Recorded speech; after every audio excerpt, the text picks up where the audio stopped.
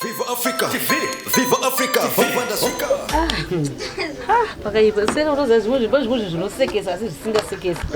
Não só de ti, cuida. Tora mashelfu. Ino seu. Ino seu fushi bwega kuti urojanya safane vanhu.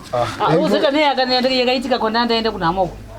Iyo kunamoko iyo chichakaita angafaniki munhu ndakunzi maenda kunamoko ndeni angafaniki. Meno ndawa ama mshamwari yangu. Unozoti ndakachema ndiri mubhazi ndichiri kusvika ndidzike. Vakuno kuenda kusvika gogo kuchiwechema. Hazvina kana basa kurwadziwa shamwari. Ndakangoti ndichisvika pepe ndadzika. Kana munoida nei? Ndichisvika ndadzika takuumburuka pasi nekuchema. Unozoti kuchema kwega kwakazondipitigura kukuseka. Ndiri pakati pokuchema ipapo. Vadoseka mai kunama munhu atofira muna kuseka. Zvakatoitika ipapo unozoti chii chakazoitika. Ndakati ndiri pasi ndichiumburuka ndichichema kuti shuwa shamwari yangu yaenda shamwari yangu yaenda. Kwakutoona zvangu ambuya wake musikana. Ambuya musikana ngwariro. Ambuya musikana vakachema. Vakaenda kurovera zishoti asi rimwe kuti ungati unotemba bhora nezishoti racho ipapo. Iwe ndakandinakirwa zvangu. Panhamo. Shamwari. Makasvika munhu akapfeka shuti asi panhamo. Shuti asi neshoti rei ungatoenda kubhora chaiko chaiko. Panhamo. Chaiko. Inhamo yange reni. Inge nhamo. Asakatirwa kulandina. Ambeno. Ambuya.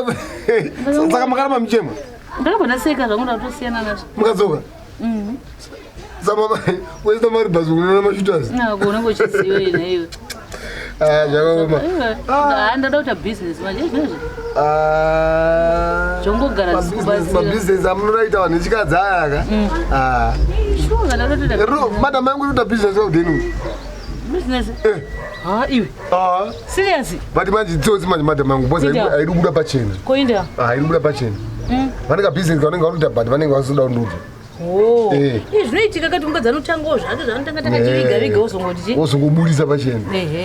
But unozaise munhu wechirume ndatokona foni chimboringa. Iyo foni yake. Foni yake. Ayaringa but ndona message munhu kona iwe. Kona iwe.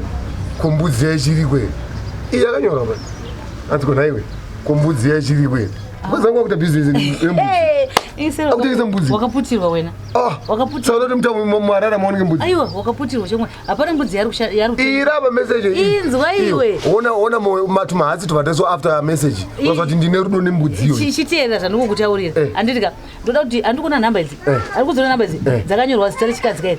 Ndoda kuti udziseche namba idzi dzirikubudisa zita rekuti chi. Rinobudisa zita rechirume. Mukadzi anotonyora zita rekuti mining asi ari murume. Kombudzi dzataurwa. Mbudzi iri kutaurwa apa iyi. Ndiwo urikutobvunza kuti kombudzi yeye yaenda here kuti aone kuuya kumba kwako. Ndiri koze mbudzi apa. Iwe mbudzi iri kutaurwa. Maya kupanorowa munhu nasi. Ndikanzi mbudzi. Viva Africa TV. Ndazimuka waibu. Pandashika I win. In the streets and king. You behold